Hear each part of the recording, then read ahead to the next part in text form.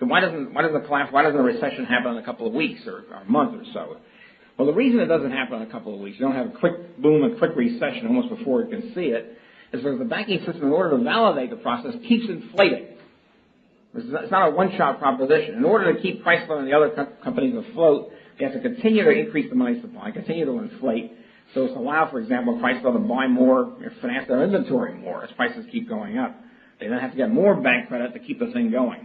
It's like staying one step ahead of, if you're a heroin addict, let's say, increasing the dosage is staying one step ahead of retribution, one step ahead of total collapse by getting a larger dose as to keep the whole inflationary boom afloat.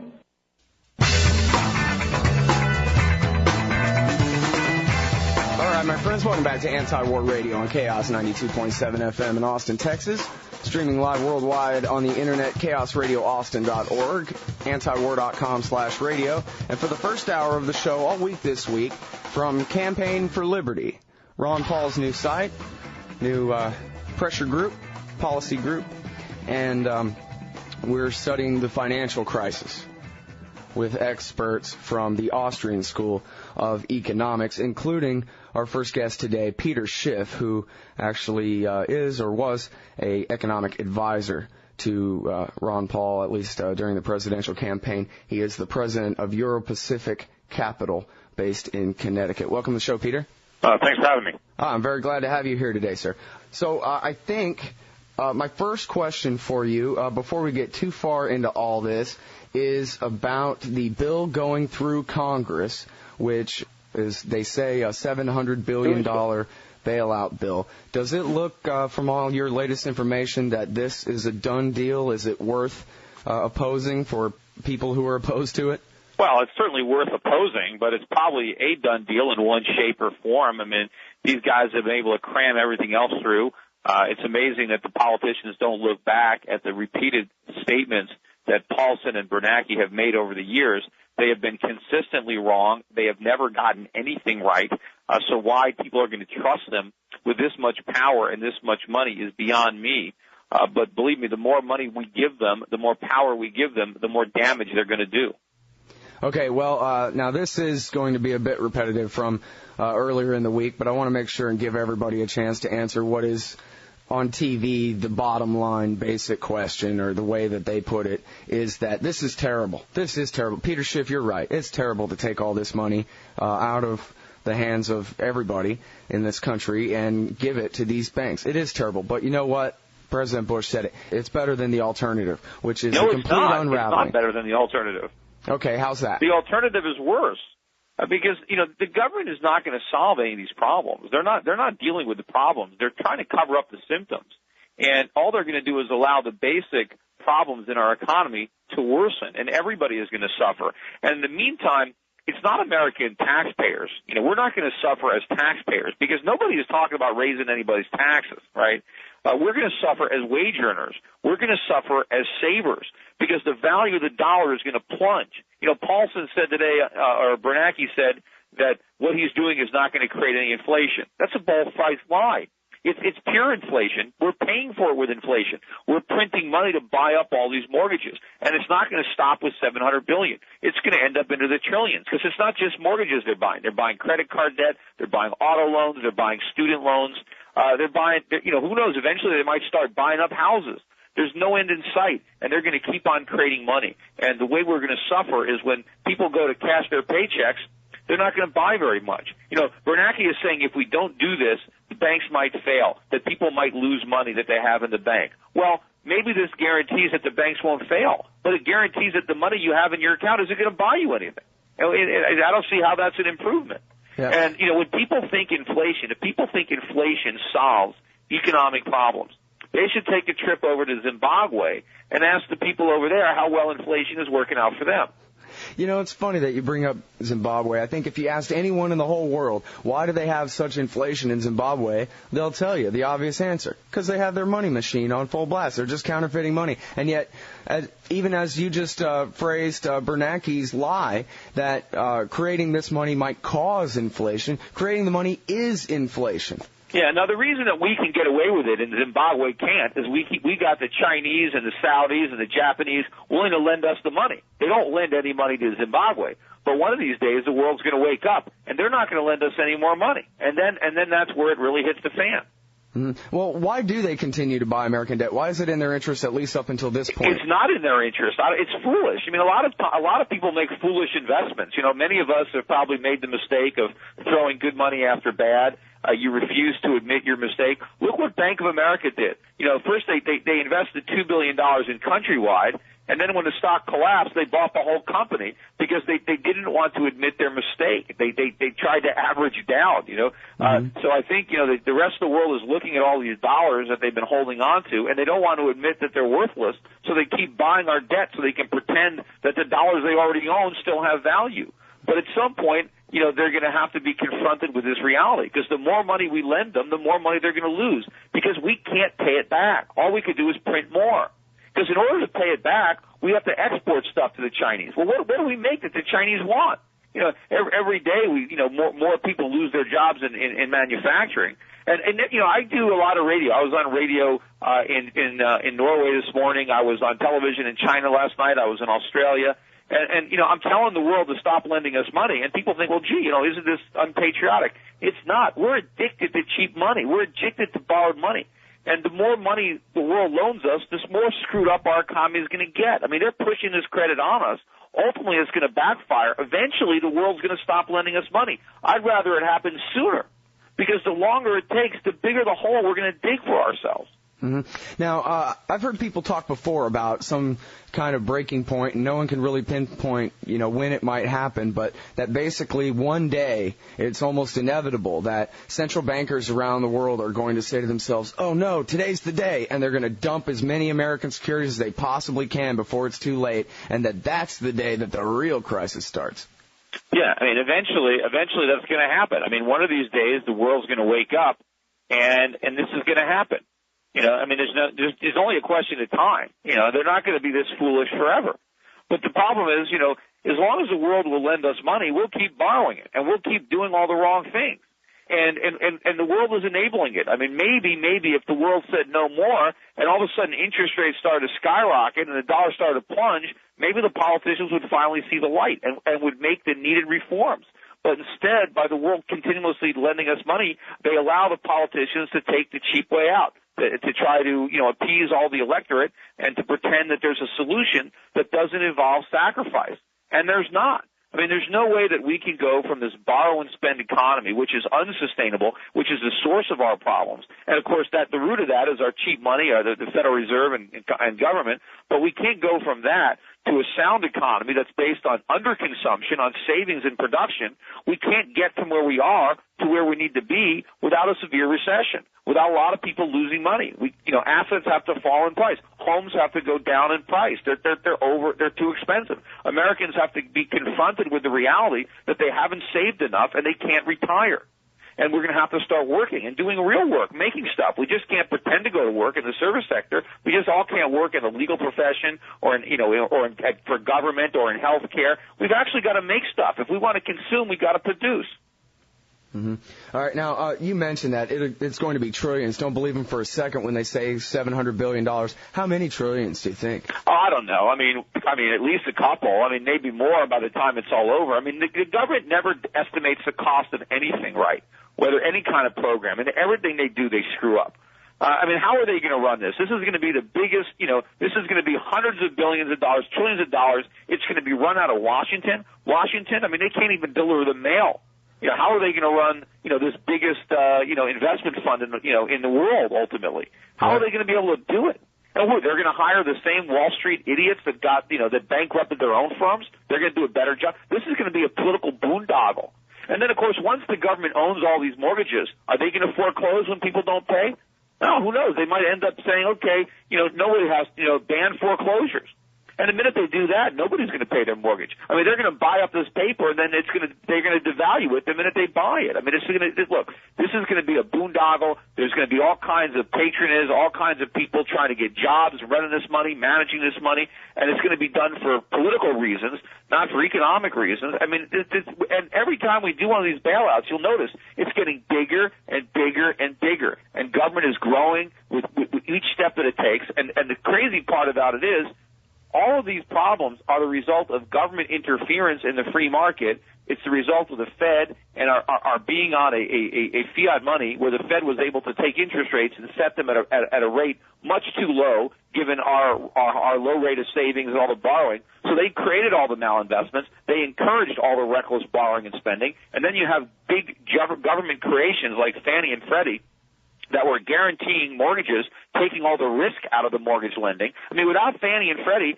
people wouldn't have been able to borrow all this money to buy homes because nobody would have loaned it to them on those crazy terms. It was only because the government stepped in and invalidated the free market. The free market would have guarded against this because lenders would have been concerned about losing money. But once the government stepped up and said, don't worry about losing money because we're going to cover you, they created it. So the government creates this gigantic mess, and now they use the disaster as an excuse to get even bigger and to get even more power because they're blaming this collapse on capitalism. They're blaming it on a lack of regulation when it's actually the opposite was the cause. Mm-hmm. Yeah, they have this term they use called deregulation, which means that maybe 5 out of 700 billion rules have been repealed that maybe allow a little bit more fraud than under the rules before, but that's not really deregulation when we all have to still bail them out, is it? No. I mean, and if we go back to the free market, then, the problems will eventually be solved, but the government doesn't like the manner in which they get solved. As I said, if you're a heroin addict and you want to get healthy, the problem is you got to go through withdrawal first. And but ultimately, at the end of the day, you're going to be a healthier person if you can get the heroin out of your body. But you can't do it without withdrawal. We're addicted to spending and money, borrowing and spending. We got this cheap money. We got to get it out of our system. But it means that we can't, buy everything when we want. We can't buy new cars, and we can't buy all the new gadgets and all the new big screen TVs, and we can't remodel our houses and do all this stuff because we don't have the money, and we can't keep borrowing it because how can we pay it back? Right. All right. Now, when we go back over the last few weeks, and I guess, beginning in the spring, you had the Bear Stearns and all that kind of stuff, but you have the Merrill Lynch and AIG. One of the things I heard about the AIG bailout was that the government now has an 80% ownership stake in AIG. Is that correct? And then how long is that expected to last? 80% ownership, and they loaned AIG $85 billion. So first they're on the hook for $85 billion, and I think they got 80% of the common stock. And now they're running a company. They're running the world's biggest insurance company. I mean, what right do they have to do this? I mean, what constitutional authority do they have, number one, to go in there? And the scary thing about it is if the government could just go in there and buy out a sick company, right, which is what they did. I mean, this is not – they could buy any company. They could buy a healthy company. I mean, we stated the precedent now. It's like we don't even need to have a communist revolution. If the government wants to take over the property, now they have the formula. The Fed just prints up the money and starts buying everything. Well, that's funny because, I think a central bank is like plank 3 or 4 of the Communist Manifesto. But see, there's no limit to how much money they can print. Right. And if you say the Federal Reserve can start buying assets by printing money, they can buy up the whole country. Who's going to stop them? Mm-hmm. Well, yeah, and bankrupt every other property owner who's trying to save in the process by the inflation. And ultimately, they think, well, the government is buying the assets. They're not buying them. They're seizing them because ultimately the money that people are getting in exchange for the property is not going to have any value. Mm-hmm. Well, now, so is it expected that they're going to continue to own AIG 80% from now on, or they're going to I don't know what they expect. Who knows? I mean, who knows what they're doing? But these guys are clueless. Again, these are politicians. What do they know about running this insurance company? These guys don't know anything. And who knows what other assets they're going to be buying that they have no idea what they are. Yeah. Well, I mean, I guess I just wondered whether they're even saying that they plan on selling those shares again once everything's fine. They're just grabbing straws. I mean, this whole phony economy is about to come tumbling down, and all they care about is how can I get reelected? And what can we do to slow this down? Mm-hmm. And they don't care how much worse they made it. I mean, I was, screaming this stuff 4 or 5 years ago because I saw what we were doing to try to postpone or you try to avoid the recession or soften the recession that we should have had back in 2001, 2002 when the NASDAQ bubble blew up, which was another creation of government. But, the politicians didn't allow that recession to run its course. And in order to spare us that recession, they laid the foundation and created the housing bubble. They're the ones that enabled us to borrow these trillions of dollars, and all this failure, all this stuff that's happening now is a direct result of government intervention a few years ago. What's going to be the result of this intervention, which is much bigger, much grander than what they did back then? I mean, there's always consequences to what the government does. They don't solve a problem. They just create a bigger problem every time they act. Mm-hmm.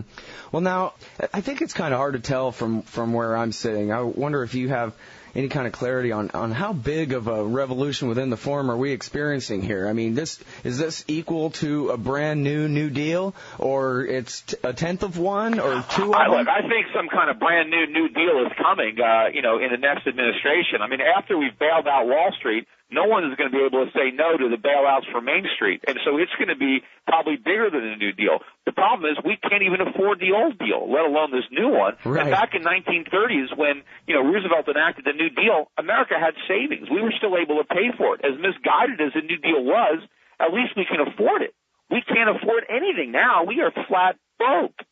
And that's the risk. The real risk is that, we underestimate this and that the rest of the world doesn't want to loan us any money and our dollar collapses, the currency collapses, and we have hyperinflation. And that's when you potentially have civil unrest and riots and looting. And I mean, there's some really bad things that are going to happen if we continue on this course. That's why, I work at Euro Pacific Capital, and that's why I am so feverishly trying to help my clients and anybody who will listen to me get rid of their dollars. I mean, I see where this is going. As I said, it's not the taxpayers who are going to suffer. It's anyone who has U.S. currency. It's anyone who collects wages in U.S. dollars. Now, I can't do anything about your wages, but if you have savings, if you've got money in bonds, in the CD or muni bonds, money market, if you have U.S. assets, I can help you get rid of those dollars before the dollar loses its value. And you got to get your money into foreign currencies. You got to invest abroad. You got to buy precious metals. Anything but U.S. currency. Because if you're holding U.S. dollars, you're going to be stuck with this massive bill. And it's all going to hit you in the form of depreciation of your currency, which means every time you want to buy something, it's going to be that much more expensive. Mm-hmm. I think one of the key phrases for people who aren't so immersed in this subject, but one of the ways to get them to understand, I think, immediately is something that you're just describing, which is inflation as a hidden tax, basically. Like you said before, they're not going to raise taxes, but you're going to pay because it's sort of like they're kind of reaching into your pocket and picking the corners off your dollars in your pocket and stealing the value out of your dollars. The same reason it's a crime for me to counterfeit in my basement, right? Well, exactly. I mean, although the government outlaws counterfeiting because they hate competition. I mean, they're running the biggest counterfeit organization in the world because all of our money is counterfeit. It's supposed to be backed by gold. Instead, it's backed by nothing. Mm-hmm. Well, now, I'm glad you said that because I wanted to ask you about what's a better way, and I'm sure that in your view it has something to do with gold, but I want to start off with the common perception that, you're one of those gold people and that's some kind of weird, outdated thing. After all, it's not weird or outdated at all because gold is money. The people who oppose gold don't understand what money is. In fact, the basic reason that this economy is so sick is because of the bad money. I mean, gold is maybe to an economy like blood is to the human body. And if you've got toxic or tainted blood flowing through your body, you're not going to live. And that's why we're dying, because the money is no good. Money needs to have intrinsic value. I mean, it needs to be something real. I mean, what's the difference between a $1 bill and a $100 bill? Nothing. It's just a couple of extra zeros. There's no difference. But if you have 100 ounces of gold and you have 1 ounce of gold, there's a big difference there. There's 100 more ounces. It takes a lot of extra effort. It takes 100 times the effort to mine 100 ounces as it does to mine 1 ounce. I mean, why do you think a quarter is bigger than a dime? Because there's more metal there. I mean, real money has actual value. And we were on a gold standard. Remember, for the first 200 years of this country, up until 1971, the dollar was tied to gold. So it's only since 1971 that we've been off the gold standard. So saying I want to go back to a gold standard isn't like I'm going back to the Stone Age. We're going back to the 1960s. But the thing was, the entire world was on a gold standard. And what happened is after the Second World War, we basically convinced the world to go off a gold standard and adopt the dollar standard because the dollar was backed by gold. And we told everybody, look, hold dollars as the reserve. You can earn interest, and we've got all the gold here in Fort Knox. And if you need any gold, you can for every $35 that you have, we'll give you an ounce of gold. And so the world stayed on that dollar standard, but was still a gold standard up until 1971 when we repudiated because we just printed too much money. We abused that privilege. We basically conned the world, and then we declared bankruptcy because we wouldn't redeem our notes. And then the dollar lost about two-thirds of its value in the ensuing 6 years, but it stayed as the reserve currency even though it was no longer backed by anything. It was the reserve currency at a lower value because it no longer had the gold backing, but it stayed the reserve currency.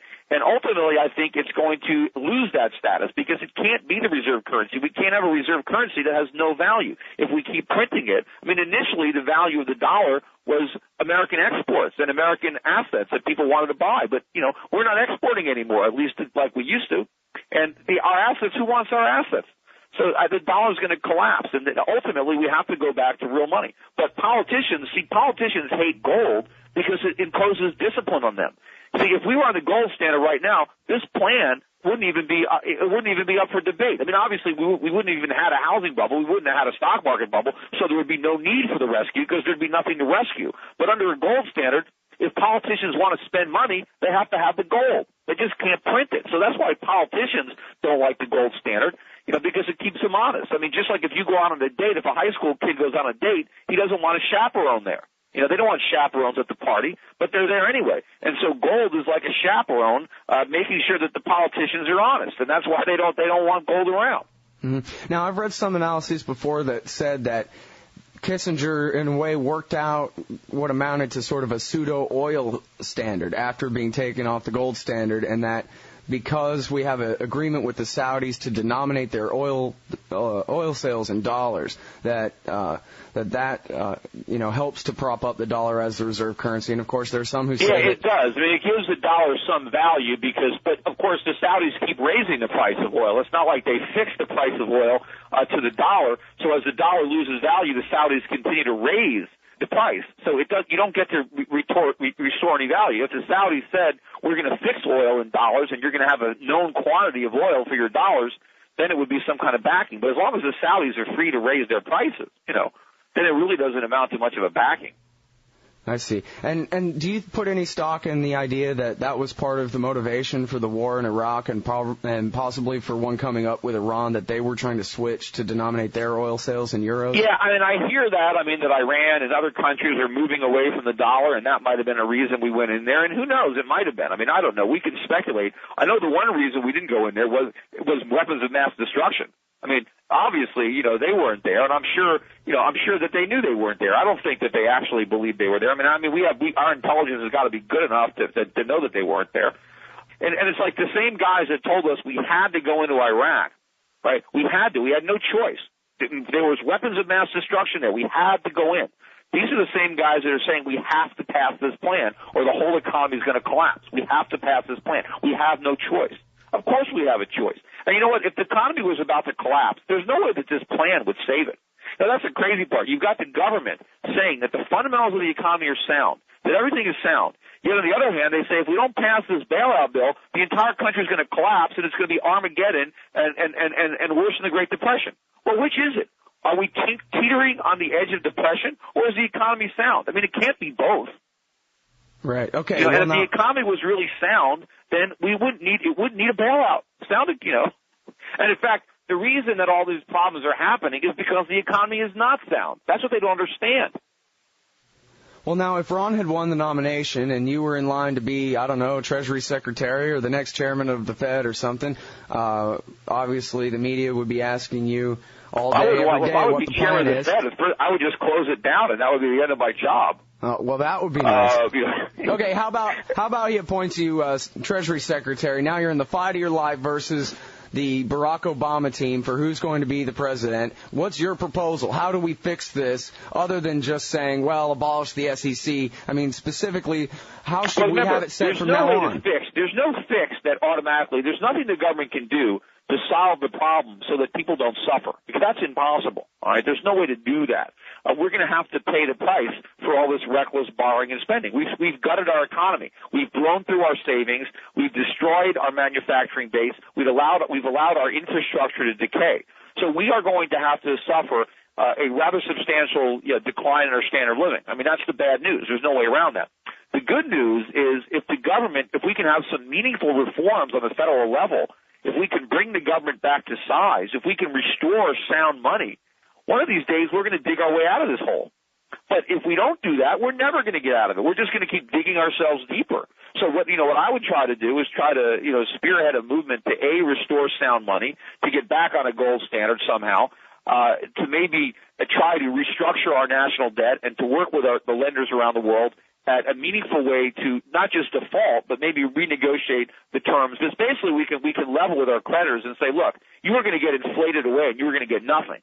Why don't you agree to a lower amount now, but at least we'll pay you back in real money? We can try to do that. We can try to abolish all the entitlement programs like Social Security and Medicare and maybe try to find a way to have some kind of temporary transition for people who really need some help. But if we don't do that, if we don't abolish Social Security, the Social Security payments are going to be worthless. And it's not going to matter that the checks come in the mail because they're not going to buy anything. We need to abolish these taxes like the income tax and the payroll tax and the corporate income tax.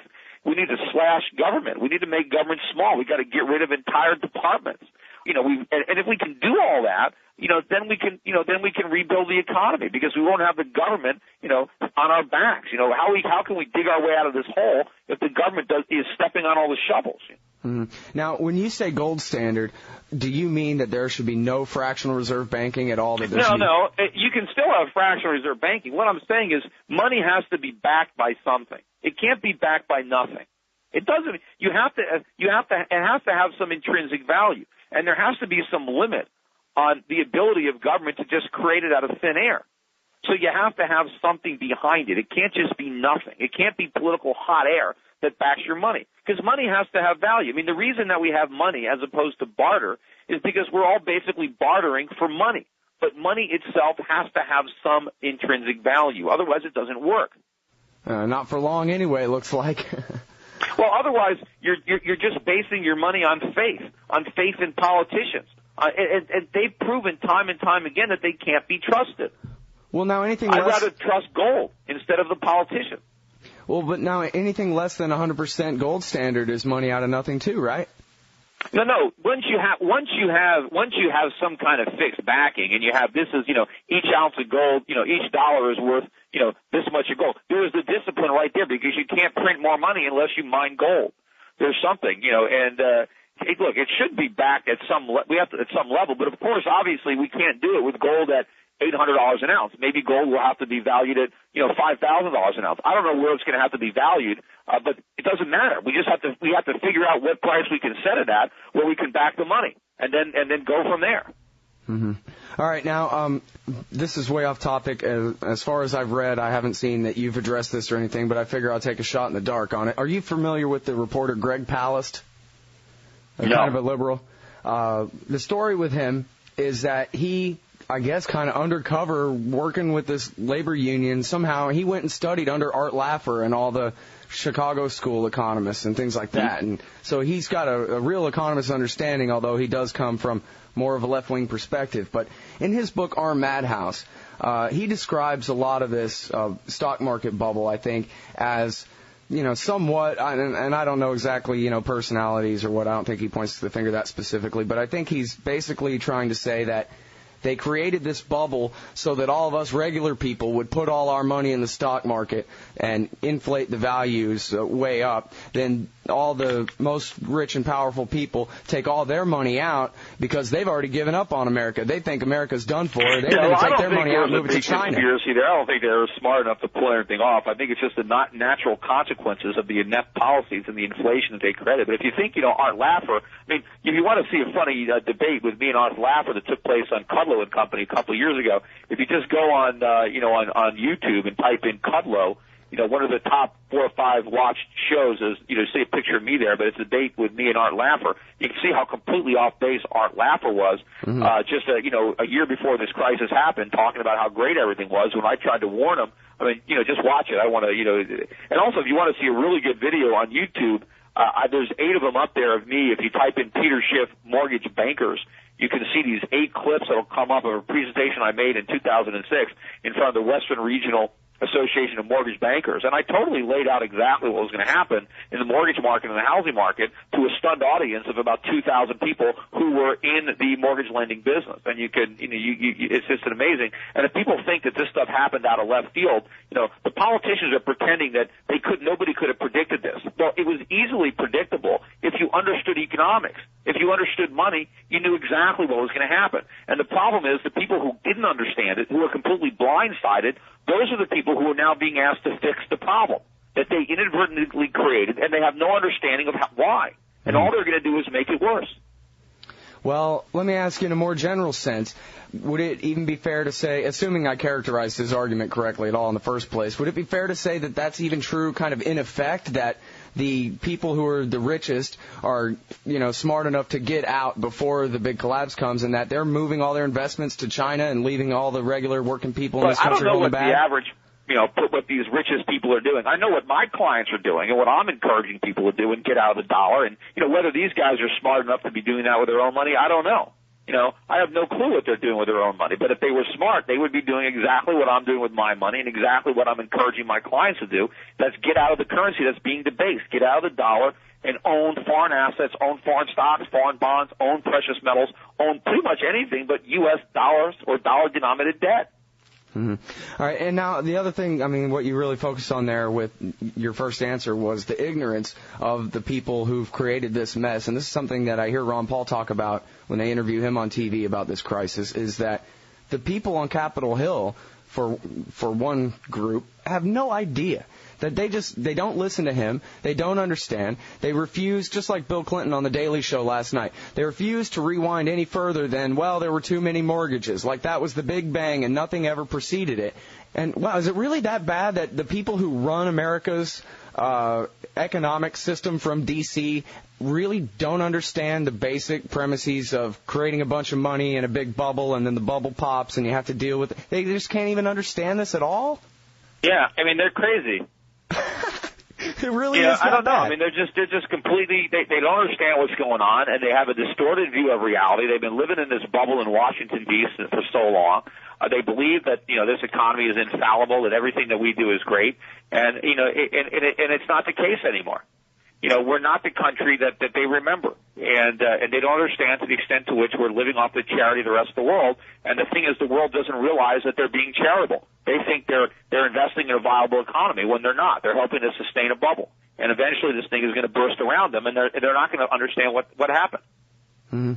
Well, another thing that Bill Clinton said last night on the Daily Show is that he's for the bailout, but we got to put all our strings attached. Like you said at the beginning, all the politicians can say is that apparently we had a free market last month, and what we need now is real regulations. And he said that one of his conditions that he would insist on would be a freeze on foreclosures. And that sounds pretty good, I think, maybe to somebody who doesn't really understand. Here, these people are going to lose their house even though they've been paying all this money. Tell us why that, what kind of consequences ripple first of all, the minute you from that. freeze foreclosures, people are going to stop making their mortgage payments. Even the people who are making them now, the minute they know that they can't get foreclosed on, then why make your mortgage payment? Why not live rent-free?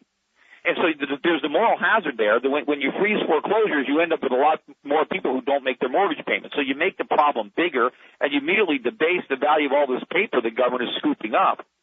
But, what the government is trying to do is artificially keep home prices high by keeping these foreclosures off the market. But why? Why are they trying to fix prices? Real estate prices need to go down. Actually, wouldn't that benefit people if houses were a lot cheaper, if housing was more affordable, if we didn't have to hock our souls to the devil to buy a house, if we didn't have to borrow so much money that people can actually afford houses? Why does the government feel that they have to keep housing expensive?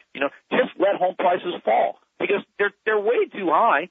And that's going to happen. But the government is going to come in here and create all these problems. And people who are living in houses that are, they're not going to get hurt if they get foreclosed.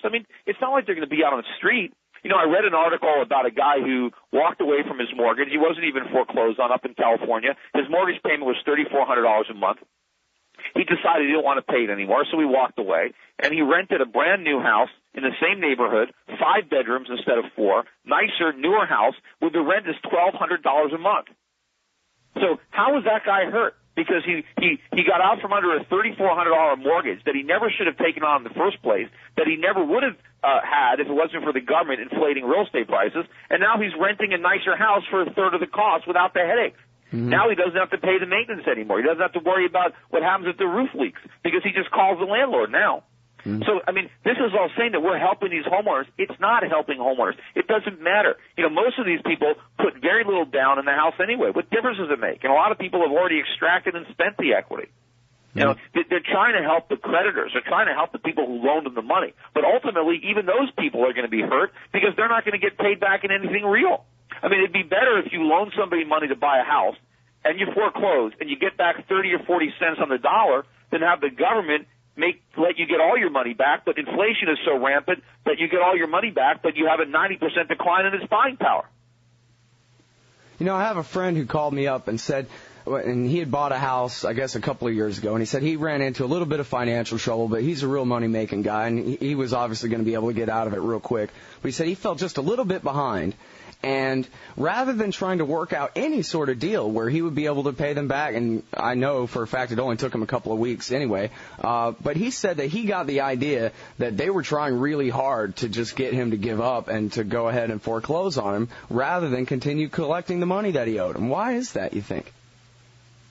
Why is what again? Why was it? His impression was that the bank preferred that he default and that they could foreclose on him rather than continue collecting his payments. Well, I don't know. I mean, it depends on the situation as far as what he could actually pay. I mean, if they thought they could sell it to somebody who could actually afford it, I mean, what's the point of just delaying the inevitable? I mean, a lot of the problem is you keep the homeowner in the home, and you know that they ultimately can't afford it. Meanwhile, the longer he's in that home, the less the home is worth. And so for a lot of the banks, it actually would be better to take the home and sell it now before it loses any more value. And at least let somebody buy it who's actually going to put up some money. You know, if you've got no equity, see, once you have no equity in a property, you have no incentive to even take care of it. You have no incentive to maintain it. And that's the problem. You have a lot of people who are living in homes right now with no incentive to maintain them. And they're going to run them into the ground. That's why a lot of these homes, when they get foreclosed on, and you take a look at them, they've actually been gutted. They've been deliberately destroyed. People rip out the plumbing and sell it for the copper. Because what do they care what they do to the house? They don't have no equity in it. So having a bunch of people in homes with no equity is very dangerous for the lenders. Mm-hmm.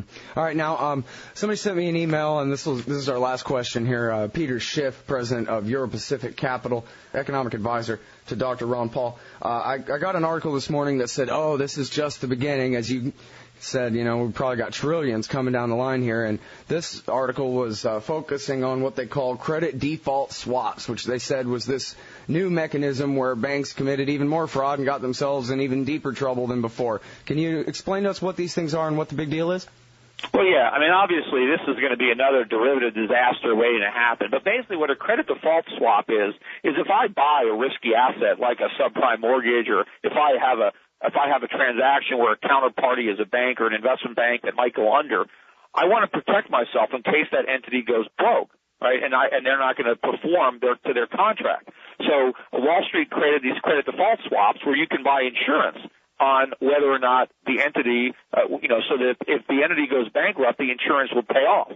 And of course, when you buy it, you hope that, it doesn't, that you don't need it. Just like when somebody buys fire insurance, they don't hope the house burns down. They hope they don't need to cash in on the policy. But of course, once these vehicles started to exist, you have a lot of people that start speculating and trading in them, and they do it with tremendous leverage, and it really starts to expose the problems, because all of a sudden some of the companies that are in trouble, the credit default swaps, go up, and it costs people, it's more expensive to hedge, and then they don't want to deal with those firms. But the real problem is when all these firms start to fail, and the counterparties on the other side of the credit default swaps, they don't have the money. It's like, let's assume you're writing fire insurance policies, and you just assume that none of the houses are going to burn down, and you take all the insurance money that everybody gives you for their premiums, and you just spend it, right? All of a sudden, there's a huge wildfire, and every single house you insure burns down. Well, I mean, you're done. I mean, you couldn't even, and this is what's happening. All of a sudden, it overwhelms it, and now all of a sudden, a lot of people that bought these credit default swaps, they thought they had protection, and it turns out they don't have protection because the insurance company that sold them the swap went broke because they had too many people trying to redeem them at once. It's like there's all these, we've been living on borrowed money, on gimmicks, And it's all because it's this giant credit bubble. And it was destined to collapse. And that's what's happening right now. And you've got all these politicians trying to desperately reflate it and blow more air into it, but it never works. It's funny. It's almost like our entire economic system is based on the model of one of those kind of marginal vitamin sale distributorship things. Where a giant Ponzi scheme. And that's why when I wrote the book Crash Proof, on the cover of the book, inside the flap, I referred to our economy as a house of cards. I said it was impressive on the outside, but a disaster waiting to happen beneath the surface. And this is what's happening. It's almost like, termites can eat a house all the way to the paint. And you can look at the house, and you can think that the house is solid, but all of a sudden, one big wind and it's going to topple it. Yep. And that was the situation with our economy. All right, everybody, that's Peter Schiff. He's president of Euro-Pacific Capital and advisor to Dr. Ron Paul. I thank you very much for your time. Yeah, people should also get, if you want to try to convince people or help, to Ron Paul's ideas, people are trying to pretend that all this was unpredictable. If you get people to read that book, Crash Proof, let them read it. Let them read the chapter on real estate, on money and on inflation and all this. It was all predictable. None of this is coming out of left field, and it's all caused by government. So I would try to get that book, and I have another book that's actually coming out in about 2 weeks called A Little Book of Bull Moves and Bear Markets. But Crash Proof is available now, and I think the more copies we can get out there, we can educate people so they understand the real cause of these problems, and that more government is not the solution. It's just going to create even bigger problems. Great. And is there a website you'd like to refer people to look at? Yeah, people can go to my website at www.europac.net. In fact, I do my own radio show every Wednesday. You can listen on that site and on shortwave radio. And I've got hundreds of video interviews going back for years and commentaries with me debating all sorts of people. And, they were all wrong. Everything that all the other experts have said, they're still wrong, yet people keep going back to them and asking them for their advice. It's like the definition of insanity is repeating the same thing over and over again and expecting a different result. Mm-hmm. Yet everybody goes back to these same experts who have been repeatedly wrong and expects them to all of a sudden be right. Yep. Well, same story, different day in America. All right. Thanks very much for your time today, Peter. Okay. Bye-bye.